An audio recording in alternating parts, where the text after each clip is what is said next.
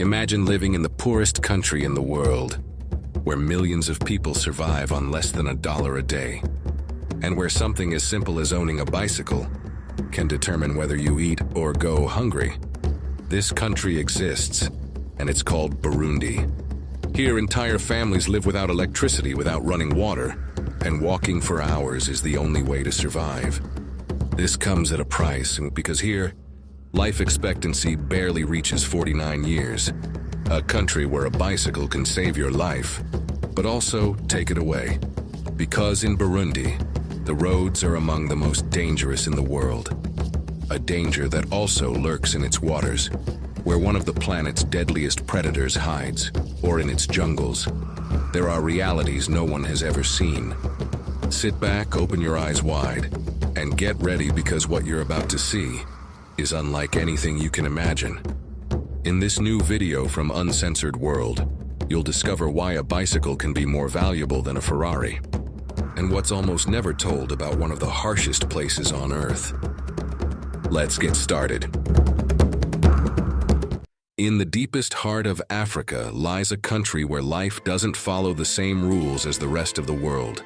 A place where growing up isn't a natural stage of life, but a daily test of survival that begins when you're barely a baby and never ends. Welcome to Burundi, one of the most enigmatic places, and also one of the most extreme on the planet. Located in the east of the continent, Burundi is a small country in terms of area, comparable in size to countries like Belgium or El Salvador, or to the state of Maryland in the United States, but with a population density that ranks it among the most densely populated countries in the world.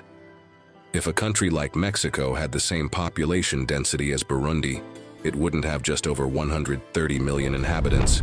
It would have more than 500 million people living in the same space.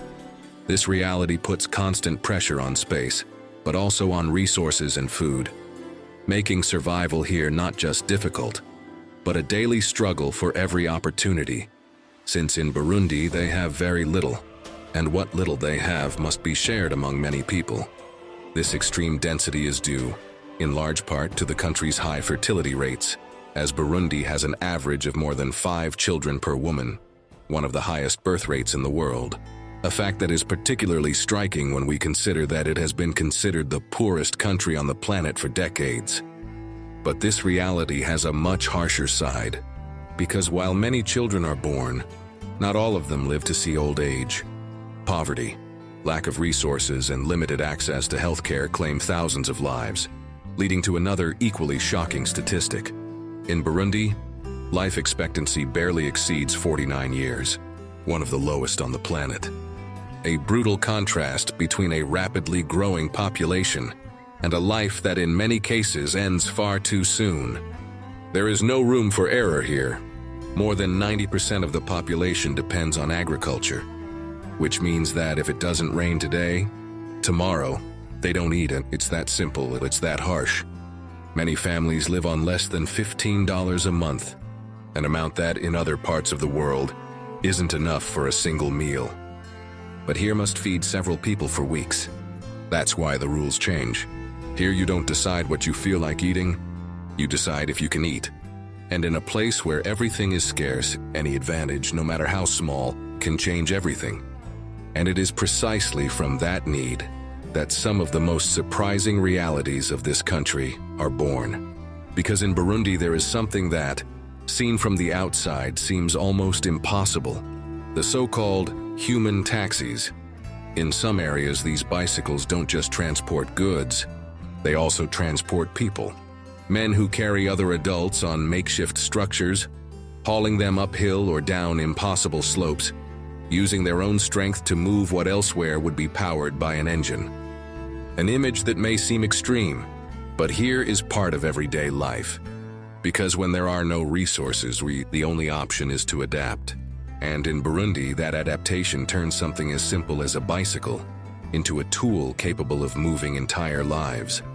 That's why something as simple as a bicycle can make the difference between moving forward or falling behind, because it's not just a means of transportation, it's access to work, to food, to markets, to opportunities that would otherwise be too far away. In Burundi, a bicycle isn't a luxury, it's a tool for life. And for many, it's worth more than any luxury car. Because here, it's not about impressing, it's about moving forward. And if you think this is the most extreme thing happening with bicycles in Burundi, wait until you see what's coming. In this country, while you're deciding what to eat today, or even what you're in the mood for, many people are simply hoping to have something to put in their mouths. And yet, Burundi isn't just about poverty. Because Burundi isn't just about hardship. It is a country of endless green hills, known as the land of 1,000 hills, where the landscape seems to stretch on forever, covered in lush vegetation and dirt roads that wind through small communities. It is a place where unique sights exist, such as Lake Tanganyika, one of the deepest on the planet, whose calm, crystal-clear waters hide some of Africa's most astonishing biodiversity, and also some of its greatest dangers with hidden mysteries we are about to uncover. Or places like the Kibera forest, a dense and impenetrable jungle where mist shrouds the trees and the sense of isolation is total, as if time had stood still. Places where, for a moment, everything seems calm, and it is precisely that contrast that makes it even more striking.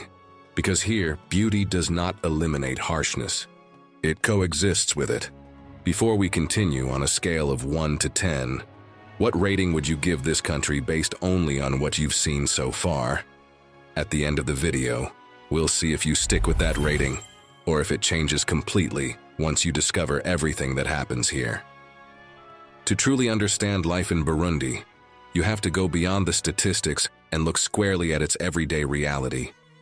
The one that doesn't make the headlines, but defines the lives of millions of people, especially in rural areas where time seems to have stood still, and where survival is part of every day. In these places, the reality of housing is very different from what you might imagine. Most are built with mud, branches, and leaves, fragile structures that barely withstand rain or wind, where entire families live in just a few square meters, sharing a single space for everything: sleeping, cooking, and living. In many of these homes, there are no rooms as such, nor bathrooms nor showers. Everything happens in the same place, and privacy simply does not exist. Several people may sleep on the same floor, or share a single makeshift bed made from cloth, mats, or whatever little they have at their disposal. Running water is non-existent in most cases, and something as basic as taking a shower depends on what they've been able to collect that day. In some areas, even the concept of a bathroom is rudimentary, relying on makeshift outdoor spaces or very precarious structures. But what's most surprising is how, amid this scarcity, people adapt. In schools and homes, plastic bottles filled with water are embedded in the ceilings to let sunlight through and illuminate the interior during the day. An invention as simple as it is ingenious that provides light where there is no electricity.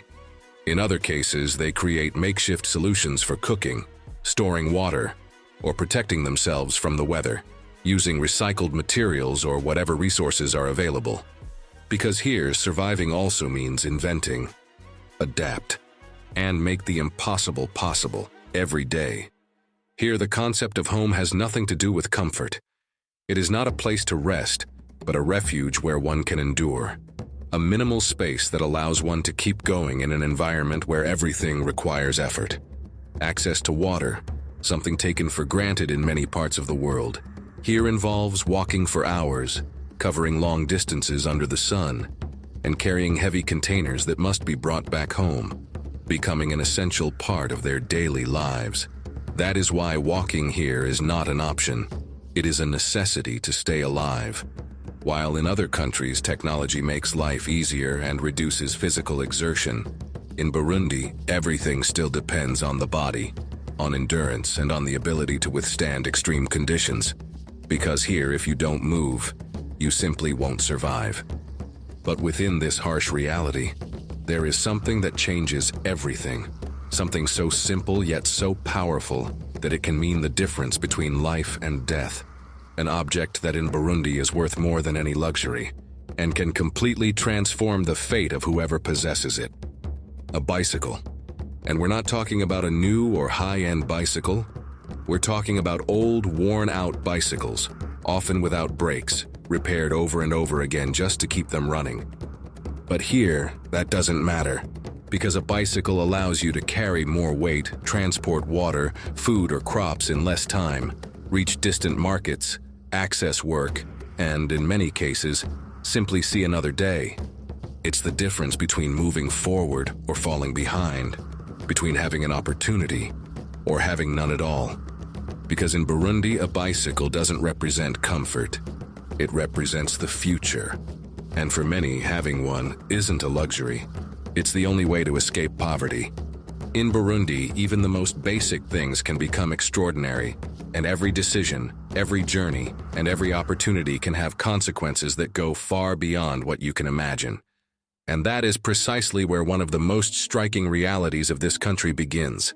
One that combines necessity, risk, and survival in a way that is hard to believe. Because in Burundi, not all roads lead home. And this is exactly where one of the greatest contradictions of this country emerges. In many parts of the world, being rich means having a big house, a swimming pool, luxury cars, a life full of comforts. But in Burundi, the difference between being poor or having an opportunity can be as simple as owning a bicycle. Here, someone with a bicycle is considered someone with resources, someone with options, someone who can aspire to something more.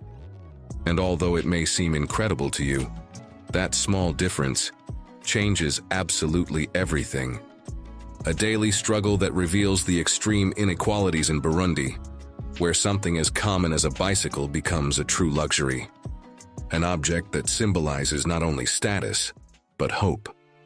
Because having access to a bicycle can make the difference between getting ahead or not, in a country where opportunities are as limited as basic resources. For Burundians, a bicycle isn't a whim. It's mobility, it's work, it's food, it's a future. It's the chance to transport crops, water, or goods in less time, to cover distances that would be impossible on foot, to reach distant markets, and to generate income where there was nothing before. But there's a problem, and that is that getting a bicycle is out of reach for most people.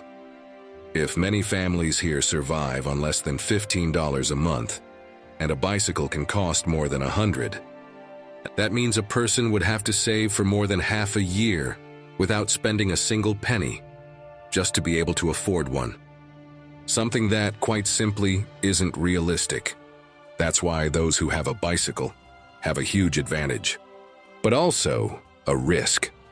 Because in Burundi, this mode of transportation is tied to one of the country's most dangerous realities, its roads. In a mountainous region with precarious infrastructure and roads in poor condition, cyclists race down impossible slopes, carrying sacks, jerry cans, or goods that in many cases exceed their own weight. But there's something even more surprising, and that is, in many cases, they aren't even riding them.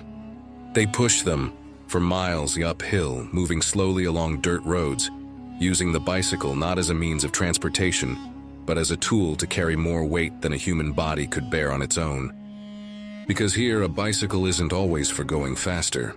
It's for carrying more and moving forward. Imagine for a moment riding down a mountain, without brakes, with over 100 kilos on your back, and no margin for error.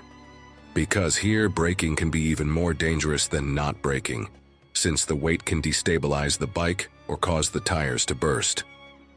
As you can see here, the bike isn't ridden. You survive on it, and that turns every journey into a gamble, a decision where a single mistake can cost you your life. Sharp curves, mud, unpaved roads, and unpredictable traffic make these roads some of the most dangerous in the world, with frequent accidents, many of them fatal. And yet, every day, thousands of people do it again, because they have no other choice.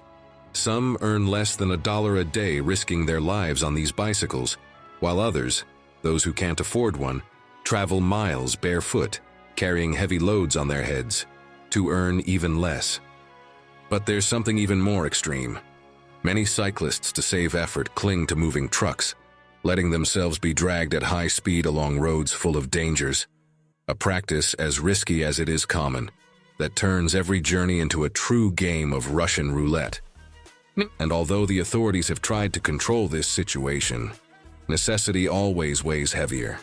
Because here, risk isn't a choice, it's part of life. If you've made it this far, tell me in the comments, would you dare to take one of these routes, knowing that a single mistake could cost you your life? And if all this is surprising you, leave a like, because what comes next is just as shocking, because though it may seem unbelievable, in Burundi, even something as dangerous as this remains a symbol of success. Owning a bicycle doesn't just open doors, it changes destinies, but it also makes something much deeper clear, that in this country, danger and necessity always go hand in hand. Because in Burundi, danger isn't just on land, it's also in the water. And that is where this reality, that of being one of the poorest and harshest countries in the world, finds a disturbing reflection in a phrase as simple as it is brutal. The big fish eats the little fish. An idea that, though it seems distant, takes on a much more real, much closer, and much more dangerous meaning here. It's hard not to think about it when you see how, on a planet with more than enough resources for everyone, there are places where the struggle for the bare necessities coexists with excess in other parts of the world.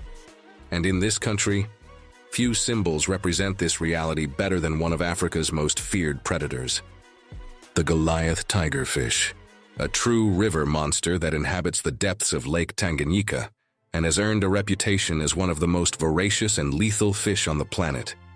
It can grow over 2 meters in length, and its jaw is lined with razor-sharp teeth, some of them over 10 centimeters long, capable of tearing apart practically anything that crosses its path. But the most unsettling thing isn't its appearance, it's the stories. Stories of fishermen who set out onto the lake and never returned. Disappearances, attacks, stories passed down from generation to generation that have turned this animal into an almost mythical figure, yet very real. Because here, nature isn't a spectacle, it's a constant threat. The Goliath tigerfish reigns in the waters of Lake Tanganyika, one of Africa's most breathtaking places, and also one of its most imposing. This lake, the second deepest in the world, hides beneath its surface a unique biodiversity, with species found nowhere else on the planet, but also dangers that aren't always visible. And yet, despite the risk, this lake is life. It is sustenance. It is work. Thousands of people depend on it for fishing, food, or trade, facing every day a nature as unpredictable as it is necessary. And it is precisely that contrast that defines Burundi, because while its waters hide danger, they also reflect beauty. Calm waters surrounded by mountains and green hills, creating almost unreal landscapes, capable of making one forget, for a moment, the harshness of life beyond them. A contrast that is also repeated in other corners of the country, like the Carrera Falls, where the force of the water breaks the silence of the jungle, or the Kibera Nature Reserve, a dense, deep jungle where light barely penetrates the trees and where the sense of isolation is total. Places where nature remains untouched, wild, untamed, and where at times it seems as though time has stood still. But reality always returns. Because in Burundi, beyond these landscapes, daily life remains marked by hardship, especially in rural areas, where most of the population lives and where living conditions are extremely precarious. Homes built of mud, branches, and banana leaves, with thatched roofs that barely withstand rain or wind, without concrete floors, without windows, without protection from dust, insects, or disease. Inside, furniture is practically non-existent, and entire families share a single space to sleep, often on mats on the floor, without beds, without mattresses, without anything.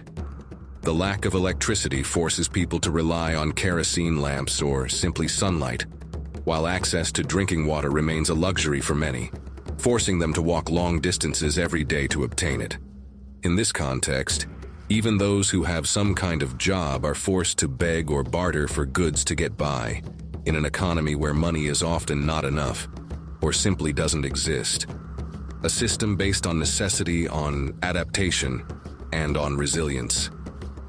Because here, everything is hard. Everything requires effort, and everything comes at a price. If all of this is affecting you, leave me a comment. I want to know what's surprising you most about Burundi so far. Because what comes next isn't just about history. It's about what this country has had to endure to get here. But now comes probably the most extreme aspect of this country.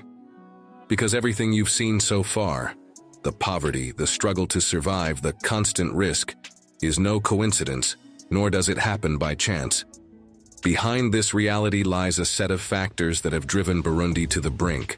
A combination of history, geography, lack of resources, and decisions that have shaped the fate of millions of people. One of the most invisible, yet most decisive problems is energy. In Burundi, less than 5% of the population has access to electricity, which means that the vast majority of daily activities, working, studying, cooking, or even treating a patient, are carried out manually, rudimentarily, and with enormous limitations. But what is most surprising is not just the lack of resources, it is how people adapt. In some schools and small shops, faced with a total lack of electricity, they have developed solutions as simple as they are ingenious. Plastic bottles filled with water and bleach embedded in the ceilings, capable of refracting sunlight and providing light inside during the day. A system known as bottle light, which provides light where there is none, and perfectly reflects a reality. Here, surviving also means inventing, adapting, and making a life with the little one has. But this lack of energy doesn't just affect daily life. It has much deeper consequences. Health centers without adequate lighting, without refrigeration for medications, without basic resources to handle emergencies. Situations that directly affect life expectancy and explain why, in this country, living past the age of 49 remains uncommon. Added to this is its very location. Burundi is landlocked, surrounded by countries that also face economic and political difficulties, and this greatly limits its ability to trade, grow, or attract foreign investment. A country trapped, in every sense. And as if all this were not enough, its past has been marked by internal conflicts, ethnic tensions, and a civil war that left deep wounds in its society, creating an environment where moving forward has become even more complicated. The result of all this is a reality that impacts far beyond the material.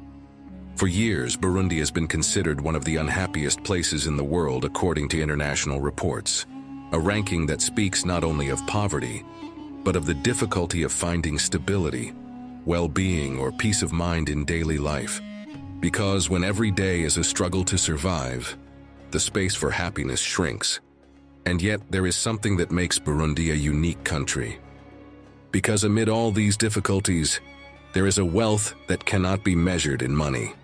A deep, vibrant cultural wealth that has withstood the test of time and remains alive in every corner of the country.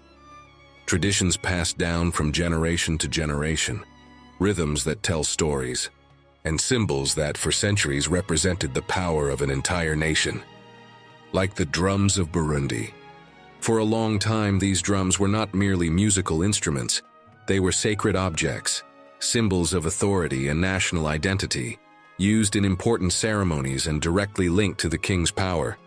Their sound was not just music, it was history. It was strength, and it was Burundi. And although the country has changed and many things have been lost along the way, this essence remains, reminding us that even in the most difficult conditions, identity does not disappear.